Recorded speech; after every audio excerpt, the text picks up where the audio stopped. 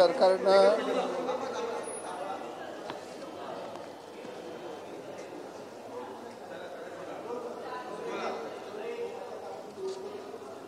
राज्य सरकारनं 1 रुपयामध्ये पीक विमा महाराष्ट्रातील शेतकऱ्यांच्यासाठी योजना आणली, परंतु या योजनेला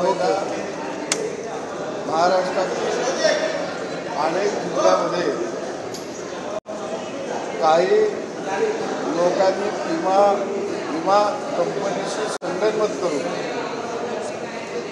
त्याचा गैरफायदा घेतलेला आहे आणि राज्याचे कृषी मंत्री यांना प्रत्यक्षात सांगितलेलं आहे की याची चौकशी झाली पाहिजे, कारण 2023 मध्ये जवळजवळ 1,63,63,880 शेतकऱ्यांनी पीक विमा उतरलेला होता आणि यामध्ये 4 लाख पीक विमाची प्रकरणं हे अनाधिकृत होती, बेकायदेशीर होती आणि हा जर घोटाळा बघितला तर हे एक मोठं रॅकेट आहे, कारण देवस्थानच्या जमिनीवरती पीक विमा उतरला गेलेला आहे, सरकारी जमिनीवरती पीक विमा उतरला गेलेला आहे, म्हणजे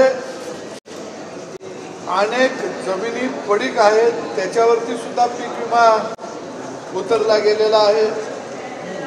अनेक ठिकाणी शेती करार पद्धतीनं आणि कसाईला घेतली अशा पद्धतीचे करार करून पीक विमा भरून त्या पीक विम्याचे पैसे त्या ठिकाणी हडप केले गेलेले आहेत आणि हा एक मोठा घोटाळा आहे।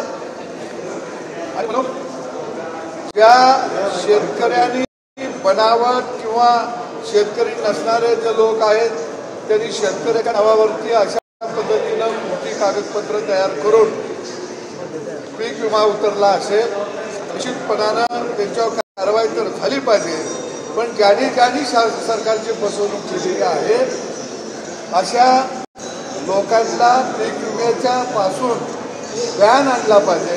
भविष्यामध्ये त्यांना पीक विमा योजनेमध्ये सहभाग नोंदवता येणार नाही अशा पद्धतीची कारवाई सरकारनं करावी ही मागणी मी कृषी मंत्र्यांच्याकडे केलेली आहे।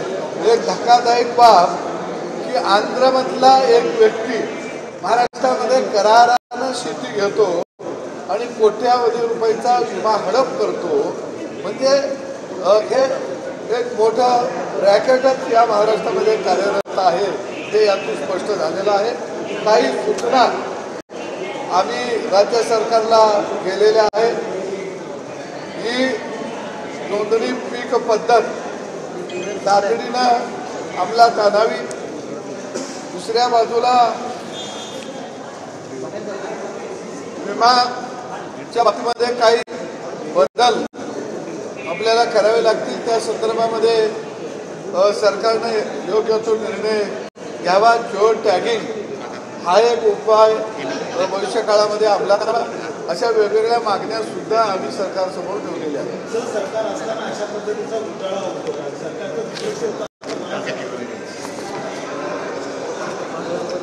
सगळ्यात महत्त्वाचं आहे की गरजू शेतकऱ्याला पीक विम्यापासून पीक विम्याच्या माध्यमातून संरक्षण मिळालं पाहिजे, ही भूमिका शेतकरी नेता म्हणून माझी आहे, कारण मी शेतकऱ्यांचा नेता आहे। त्यामुळं सरकारनं योग्य ती पावलं उचलून शेतकऱ्याला न्याय द्यावा ही भूमिका मी घेतली।